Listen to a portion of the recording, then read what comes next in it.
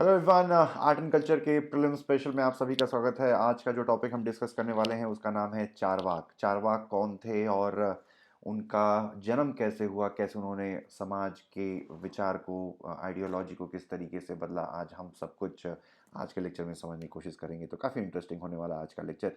तो आइए, सोशल के चैनल पे आप सभी का स्वागत करता हूँ और चलिए शुरुआत करते हैं और समझते हैं कि चारवाक फिलॉसफी कैसी थी, कैसे इसका जन्म हुआ और किस तरीके से इसने हिंदुस्तान की थिंकिंग प्रोसेस को बदली। तो अगर जैसा पिछले लेक्चर में मैंने बताया था कि इंडियन स्कूल ऑफ फिलोसफी को आस्तिक और नास्तिक स्कूल ऑफ फिलोसफी में हम डिवाइड कर सकते हैं। आस्तिक उसको बोलते हैं जो वेदों पर विश्वास करते हैं। ठीक है, जो वेदों पर विश्वास करते हैं, जो वेदों पर विश्वास करते हैं, उनको आस्तिक कहा जाता है, आस्तिक स्कूल ऑफ फिलोसफी। यानी कि उन्होंने वेदों के प्रिंसिपल को मान लिया है। नास्तिक उनको कहते हैं जो वेदों को नकारते हैं। एक बार पेन चेंज करके दिखाता हूं। जो वेदों की फिलॉसफी को नकारते हैं, ठीक है, जो वेदों की फिलॉसफी को नकारते हैं, उनको नास्तिक स्कूल में रखा जाता है। जैनिज्म, बुद्धिज्म, चारवाक और अजीवक। पिछले लेक्चर में हमने आजीवक के बारे में कवर किया था। आज के लेक्चर में हम चारवाक पे कवर करेंगे। जैनिज्म और बुद्धिज्म का लेक्चर इसके बाद आएगा। तो चलिए शुरुआत करते हैं, चारवाक के बारे में देखते हैं। तो चारवाक, अगर हम बात करेंगे चारवाक का लिटरल मीनिंग क्या होता है, ठीक है। तो अगर हम चारवाक की बात करें, तो उस चारवाक का लिटरल मीनिंग होता है चारू। ठीक है, चारू शब्द से बना है चारू। ठीक है, चारू का मतलब होता है अच्छा। अच्छा यानी कि गुड। एंड वाक, वाक यानी कि वचन। वचन यानी कि वर्ड्स। तो ऐसे शब्द, words which are pleasing to hear, pleasing to hear, उसको कहा गया है चारवाक। ऐसे शब्द जो सुनने में अच्छे लगते हैं, अच्छी बातें, ऐसी बातें जो सुनने में अच्छी लगती है, वो लिटिल मीनिंग होता है चारवाक का। चारवाक फिलॉसफी अगर हम देखें तो चारवाक फिलॉसफी को हम लोकायता फिलॉसफी भी कहते हैं। लोकायता फिलॉसफी, लोकायता फिलॉसफी क्यों कहते हैं? क्योंकि ये इस मटेरियल वर्ल्ड की बात करती है। ठीक है, मटेरियल वर्ल्ड की बात करती है। अब आगे ये क्या है मटेरियल वर्ल्ड, ये हम थोड़ा सा और आगे जब लेक्चर जाएगा तो समझ में आएगा। तो देखा जाए तो चारवाक एक तरीके की मटेरियलिस्टिक मटेरियलिस्टिक फिलॉसफी है, जिसको हेडोनिस्ट फिलॉसफी भी कहते हैं। हेडोनिज्म, हेडोनिज्म, हेडोनिज्म का मतलब होता है हिंदी में सुखवाद। सुखवाद, इस फिलॉसफी की अगर हम बातें करें तो ये फिलॉसफी सुखवाद की बात करती है। सुखवाद क्या है ये भी हम अभी जस्ट समझेंगे। चलिए देख लेते हैं कि भाई इसका जन्म कब हुआ। तो अगर हम देखें तो 600 से 700 बीसी के समय में इसका जन्म हुआ। और इसको जन्म देने वाले थे कुछ लोग, जिनका एक का नाम था बृहस्पति और दूसरे का नाम था अजीत केस कामली। अजीत केस कामली, अजीत केस कामली। तो ये दो लोगों ने जन्म दिया चारवाक की फिलॉसफी को। ठीक है, अब इसका जब बिलीफ हम एक बार देख लेंगे तो वापस से इस पेज पर हम आएंगे। तो बिलीफ सिस्टम को समझते हैं। तो बिलीफ सिस्टम में पहली बात आती है कि चारवाक ये कहते थे कि भाई जीवन का एक ही मकसद है, to avoid pain, to avoid pain and maximise happiness. Maximise happiness यानी कि जीवन में सुख प्राप्त करना ही, हैप्पीनेस प्राप्त करना ही जीवन का एकमात्र उद्देश्य है, जिसको हम परसूट ऑफ हैप्पीनेस भी कहते हैं। परसूट ऑफ हैप्पीनेस भी कहा जाता है। ठीक है, तो पहली चीज ये है कि ये सुखवाद की बात करती थी कि पर्पस जो जीवन का है सिर्फ एकमात्र यही है। दूसरी बात ये है कि ये अगर हम इस फिलॉसफी की बात करें तो जैसे शंकराचार्य ने कहा था कि ब्रह्म ब्रह्म सत्य, ब्रह्म सत्य, जगत मिथ्या, जगत मिथ्या, मिथ्या। ये शंकराचार्य ने बोला था कि Brahma is the only reality and this world is an illusion.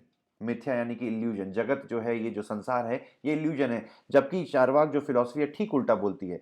Charvaka philosophy कहती है जगत सत्य, जगत सत्य, ब्रह्म मिथ्या, ब्रह्म मिथ्या।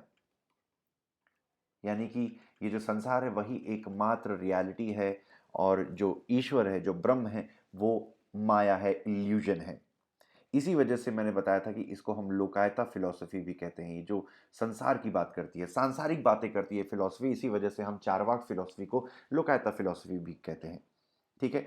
तीसरी चीज ये है कि ये जो फिलॉसफी है वो ये कहती है कि भाई आपको मोक्ष प्राप्त करने के लिए नहीं जाना है, आपको कोई स्पिरिचुअल अपलिफ्टमेंट नहीं करना है, आपके जीवन का मतलब कोई ईश्वर की उपासना करना नहीं है, आपके जीवन का एकमात्र मकसद है डैट इज कि भाई जितना से ज़्यादा आप सुख भोग सकें, ठीक है, जितना ज़्यादा आप अपने आप को खुश रख सकें चाहे किसी भी तरीके से, वो एक सही तरीका है, वो एक सही बिहेवियर है, वो एथिकल बिहेवियर है।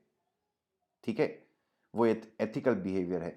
फिर तीसरी बात तक जानने वाली जरूरी है कि ये फिलॉसफी प्रत्यक्षवाद की बात करती थी। प्रत्यक्षवाद का मतलब है जो भी इस संसार में है, जो कुछ भी है जिसको हम छू सकते हैं, देख सकते हैं, वही एग्जिस्ट करता है, और जो हमारे सेंसरी ऑर्गन्स के बियॉन्ड है वो इल्यूजन है। यानी कि जो भी फिजिकल वर्ल्ड है जिसको हम देख सकते हैं, छू सकते हैं, वो ही सिर्फ एग्जिस्ट करता है। उसके अलावा बाकी सारी चीजें जैसे कि भगवान, जैसे कि आत्मा, जैसे कि हेवन या हेल, जैसे कि गुड और बैड, ठीक है, जैसे कि रिलीजन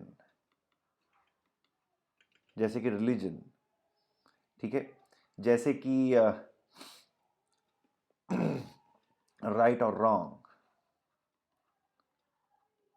रॉन्ग, ये सब कुछ एग्जिस्ट नहीं करता है। ये सब कुछ एग्जिस्ट नहीं करता है क्योंकि ये अप्रत्यक्ष है। It is not tangible.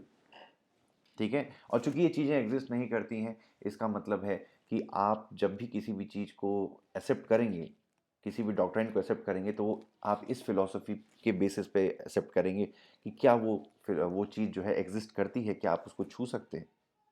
अगर आप उसको छू सकते हैं, मेजर कर सकते हैं, उसका वेट कर सकते हैं, उसको उसका भार नाप सकते हैं, तो वो एग्जिस्ट करती है। उसके अलावा बाकी सारी चीज़ें इल्यूजन है। उन्होंने तो यहाँ तक कहा था कि religion is a fraud which was created by shrewd people in order to do ignorant people और gullible people। भोले भाले लोगों को बेवकूफ़ बनाने के लिए धर्म का आविष्कार किया गया। भोले भाले लोगों को बेवकूफ़ बनाने के लिए स्वर्ग और नरक का कंसेप्ट दिया गया। भोले भाले लोगों को बेवकूफ़ बनाने के लिए एथिकल और अनएथिकल एक्शन की बात की गई। ये सब कुछ भी एग्जिस्ट नहीं करता है, सिर्फ फिजिकल वर्ल्ड एग्जिस्ट करता है। उसी संसार में आपको जीना है, और जितना अच्छे से सुख से जी सकें वही आपके लिए एथिकल है, वही जीवन का एकमात्र उद्देश्य होना चाहिए। इसी वजह से मैंने कहा था कि ये फिलॉसफी जो है ऐसी बातें करती है, those words which are pleasing to hear. अगर आपसे कोई ये कहे कि भाई ये सब कुछ जो है पाप पुण्य, अच्छा बुरा सब कुछ बेकार की बातें हैं, आप तुम्हारे जीवन का एक ही मकसद है, मौज करो, तो आपको अच्छा लगेगा सुनने में। तो इसी वजह से इस फिलॉसफी को चारवाक फिलॉसफी कहा गया। और ये चूंकि ये सांसारिक बातें करती थी, इसलिए इसको लोकायता फिलॉसफी कहा गया। चूंकि मटीरियल गेन, खुश रहने के लिए जितना से ज्यादा आप मटीरियलिज्म, ठीक है, मटीरियल गेन एक्यूमुलेट कर सकें, मेटलिस्टिक चीज़ों को जितना भोग कर सकें, वही एथिकल है। ये सुखवाद की बात करती थी, मटीरियलवाद की बात करती थी। इस वजह से इस फिलॉसफी को मेटलिस्टिक और हेडोनिस्ट फिलॉसफी कहा गया है। ठीक है, मेटलिस्टिक और हेडोनिस्ट फिलॉसफी कहा गया है। और एक बहुत ही फेमस इसमें एक स्टेटमेंट है, एक बात कही गई है, यावत जीवे सुखम जीवेत ऋणम कृत्वा घृतम पिबेत। यानी कि जब तक जिए सुख से जिए और उधार मांग के घी पिए। कहने का मतलब है जो घी है, ghee is basically symbol of happiness, symbol of a content life, एक हैप्पी जीवन का सिंबल है। तो कहने का मतलब यह है कि अगर आपका जो जीवन का मकसद है वो सिर्फ सुख भोगना है, और अगर आप अपने सुख को अफोर्ड नहीं कर सकते, अगर आप अपनी हैप्पीनेस अफोर्ड नहीं कर सकते, तो आप उधार मांग कर भी हैप्पी रह सकते हैं। किसी से पैसा मांग रहे, अगर आपको मान लीजिए कोई चीज़ चाहिए, गाड़ी चाहिए, ठीक है, और आप अफोर्ड नहीं कर सकते, तो आप उधार मांग लीजिए और गाड़ी खरीद लीजिए। ठीक है, आपको कोई चीज़ अच्छा खाने का मन कर रहा है लेकिन आपके पास पैसे नहीं है, तो आप उससे पैसा मांगिए और किसी से उधार लीजिए और मस्त जीवन जिए। तो ये वाली फिलॉसफी पे जो चारवाक फिलॉसफी है वो काम करती थी। और अगर हम दूसरे एंगल से इस फिलॉसफी को देखें, अगर दूसरे तरीके से इस फिलॉसफी को देखें तो एक तरीके से तो हमने देखा कि भाई थोड़ा सा नेगेटिव नेगेटिव लगती है ये फिलॉसफी कि क्या बात कर रहा है, सिर्फ मौज करिए और ये सब की बातें कर रहा है। लेकिन दूसरे एंगल से देखा जाए तो ये फिलॉसफी एक तरीके से साइंटिफिक फिलॉसफी भी थी। साइंटिफिक फिलॉसफी भी थी। ये फिलॉसफी कहती थी एम्पिरिसिज्म के बारे में, यानी कि कोई भी ज्ञान आप ना ऐसे ही मत मान लीजिए, जब तक आप उसको टेस्ट नहीं कर लेते तब तक उसको सत्य नहीं मानना चाहिए। अगर कोई कह दे कि ईश्वर है तो आप तुरंत मान मत लीजिए, जब तक आप टेस्ट नहीं कर सकते कि सच में ईश्वर है या नहीं है। तो एक तरीके से ये एक फिलॉसफी जो है रैशनल फिलॉसफी है, रैशनल फिलॉसफी है। एम्पिरिसिज्म, ठीक है, एम्पिरिसिज्म को बढ़ावा देने वाली फिलॉसफी है। एम्पिरिसिज्म को बढ़ावा देने वाली फिलॉसफी है, रैशनल फिलॉसफी है।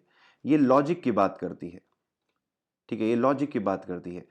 एक तरीके से साइंटिफिक फिलॉसफी है, ठीक है, कि अगर आप कोई पेड़ देख रहे हैं तो तुरंत पेड़ मत मान लीजिए, ठीक है, जब तक आप उसको पूरी तरीके से श्योर ना हो जाइए कि पेड़ है तब तक पेड़ नहीं मानिए। अगर कोई आपने किसी ने आपसे कह दिया कि भाई पीपल के पेड़ पे भूत रहता है तो मान नहीं लेना चाहिए, जब तक आपने उसको टेस्ट नहीं किया, जब तक आपने आपने जांचा नहीं, परखा नहीं।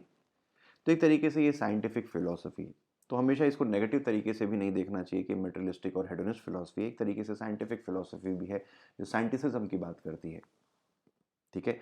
और इस फिलॉसफी को हिंदुस्तान में दबा दिया गया, इसको काफ़ी डिमोनाइज किया गया ब्राह्मणों द्वारा। अगर ये फिलॉसफी डिमोनाइज नहीं होती तो जो हमारे देश में साइंस और टेक्नोलॉजी में प्रोग्रेस की जो कमी देखी गई वो नहीं होती। हम आज भी साइंस और टेक्नोलॉजी के फील्ड में काफ़ी आगे होते, रिसर्च और एनालिसिस और डेवलपमेंट की फील्ड में काफ़ी आगे होते, क्योंकि हम एक साइंटिफिक बेंट ऑफ माइंड से संसार को देखते।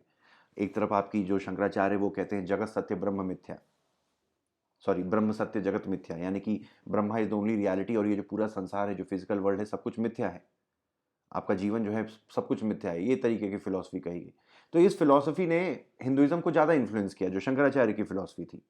और चूंकि इस फिलॉसफी ने हिंदुइज्म को या जो इंडियन सब कॉन्टिनेंट में रहने वाली जनता थी ज़्यादा इन्फ्लुएंस किया, तो इस वजह से जो इंडियन जनता थी वो थोड़ा ज़्यादा सुपरस्टिशियस हो गई, ठीक है, किसी भी चीज़ को, इधर उधर की चीज़ों को मानने वाली हो गई। तो जो साइंटिफिक बेंट ऑफ माइंड है, जो साइंटिफिक इंक्वायरी वाला माइंड है, वो कहीं हमारा खो गया। तो अगर चारवाक फिलॉसफी को दबाया नहीं गया होता, अगर आज भी उसको फलने फूलने दिया गया होता, वो एक तरीके से रिलीजियस किसी रिलीजन के रूप में जन्म ले पाती, फल फूल पाती, तो हिंदुइज्म, सॉरी, जो इंडियन कल्चर है वो काफ़ी ज़्यादा और डेवलप कर सकता था विज्ञान और बाकी क्षेत्रों में। तो ये था चारवाक फिलॉसफी के बारे में। अगर आपको ये लेक्चर पसंद आया होगा तो ज़रूर इसको सब्सक्राइब कीजिए, इसको लाइक कीजिए और अपने दोस्तों के साथ अपने स्टडी सर्कल में ज़रूर शेयर कीजिए। इसका जो हैंडआउट है वो आपको नीचे डिस्क्रिप्शन बॉक्स में टेलीग्राम चैनल पे मिल जाएगा, वहाँ से उसकी पीडीएफ को आप डाउनलोड कर सकते हैं। हमारे टेलीग्राम चैनल को भी ज़रूर फॉलो कीजिए, उसको सब्सक्राइब कीजिए और इस चैनल को, यूट्यूब चैनल और टेलीग्राम चैनल दोनों को ही अपने दोस्तों के साथ शेयर कीजिए, ताकि इस इनिशिएटिव को हम एक रिवोल्यूशन बना सकें, ज़्यादा से ज़्यादा लोगों तक पहुंचा सकें और ये फिलॉसफी के साथ हम इसको आगे बढ़ाएंगे। और ये चैनल हमेशा आपके लिए फ्री है और फ्री रहेगा और ऐसे ही कंटेंट हम आप तक पहुंचाते रहेंगे। तो थैंक्स फॉर वॉचिंग।